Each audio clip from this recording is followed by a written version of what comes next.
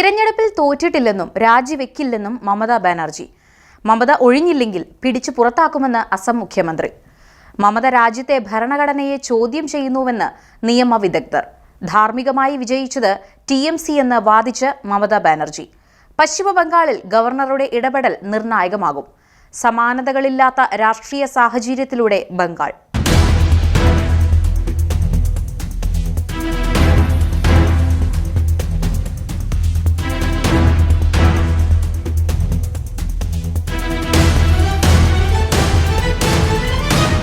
പശ്ചിമബംഗാൾ രാഷ്ട്രീയത്തിൽ അത്യപൂർവമായ ഭരണഘടനാ പ്രതിസന്ധി സൃഷ്ടിച്ചുകൊണ്ട് മുഖ്യമന്ത്രി മമതാ ബാനർജി നിലപാട് കടുപ്പിക്കുന്നു. നിയമസഭാ തെരഞ്ഞെടുപ്പിൽ BJP നേടിയ ഉജ്ജ്വല വിജയത്തിന് പിന്നാലെ പരാജയം സമ്മതിക്കാനോ മുഖ്യമന്ത്രി സ്ഥാനം രാജിവെക്കാനോ തയ്യാറല്ലെന്ന മമതയുടെ പ്രഖ്യാപനം വലിയ രാഷ്ട്രീയ പ്രതിസന്ധി സൃഷ്ടിക്കുന്നു. തൃണമൂൽ കോൺഗ്രസ് പരാജയപ്പെട്ടതല്ലെന്നും BJP അധികാരം ബലമായി പിടിച്ചെടുക്കുകയായിരുന്നുവെന്നും ആരോപിക്കുന്ന മമത പോരാട്ടം തെരുവിലേക്കും കോടതിയിലേക്കും മാറ്റാനാണ് ഒരുങ്ങുന്നത്. മുഖ്യമന്ത്രി പദവി ഒഴിയാൻ വിസമ്മതിക്കുന്ന മമതാ ബാനർജിയുടെ നിലപാടിനെതിരെ രൂക്ഷ വിമർശനവുമായി അസം മുഖ്യമന്ത്രി ഹിമന്ത ബിശ്വ ശർമ്മ രംഗത്തു വന്നു. ചാനലുകൾക്ക് നൽകിയ അഭിമുഖത്തിലാണ് അദ്ദേഹം തന്റെ പ്രതികരണം രേഖപ്പെടുത്തിയത്. മമതാ ബാനർജി സ്വമേധയാ രാജിവെച്ചില്ലെങ്കിൽ അവരെ ഭരണഘടനാപരമായി പുറത്താക്കുമെന്നും രാജ്യം പ്രവർത്തിക്കുന്നത് ഒരാളുടെ ഇഷ്ടത്തിനനുസരിച്ചല്ലെന്നും അദ്ദേഹം ഓർമ്മിപ്പിച്ചു. ഗവർണർ നിശ്ചിത സമയം നൽകുമെന്നും അതിനുശേഷവും തീരുമാനമുണ്ടായില്ലെങ്കിൽ സർക്കാരിനെ പിരിച്ചുവിടുന്ന നടപടികളിലേക്ക് കടക്കുമെന്നും അദ്ദേഹം വ്യക്തമാക്കി. തിരഞ്ഞെടുപ്പ് ഫലം പ്രഖ്യാപിച്ചു കഴിഞ്ഞു. മമത ആരോപിക്കുന്നത് പോലെ വോട്ട് തട്ടിയെടുക്കാൻ സാധിക്കില്ല.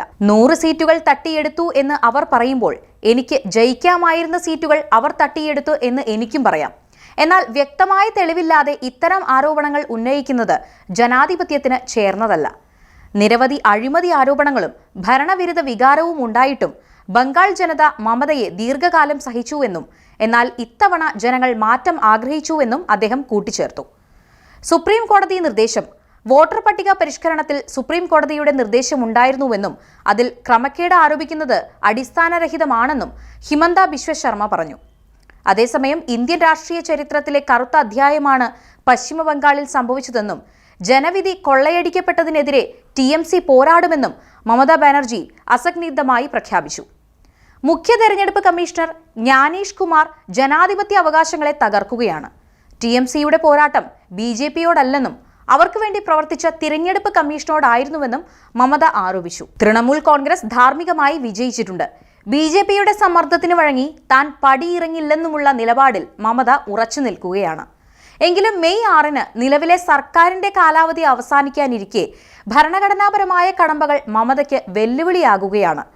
കാലാവധി പൂർത്തിയായാൽ രാജിവെക്കാൻ മുഖ്യമന്ത്രി ബാധ്യസ്ഥയാണെന്നും അല്ലാത്തപക്ഷം ഗവർണർക്ക് സർക്കാരിനെ പിരിച്ചുവിടാൻ അധികാരമുണ്ടെന്നും നിയമവിദഗ്ധർ ചൂണ്ടിക്കാട്ടുന്നു.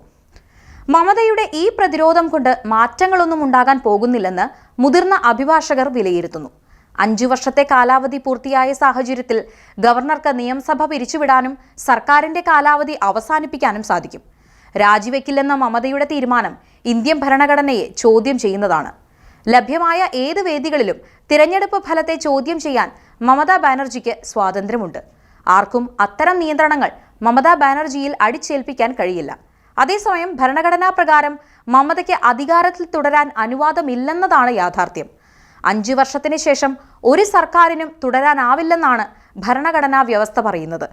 തിരഞ്ഞെടുപ്പ് ഫലത്തെ മമതാ ബാനർജി ചോദ്യം ചെയ്താലും അതൊരു തെരഞ്ഞെടുപ്പ് ഹർജിയിലൂടെ മാത്രമേ സാധ്യമാകൂ എന്നും അതിന്റെ വാദം പിന്നീട് മാത്രമേ നടക്കുകയുള്ളൂ എന്നും സുപ്രീം കോടതിയിലെ മുതിർന്ന അഭിഭാഷകർ ചൂണ്ടിക്കാട്ടുന്നു.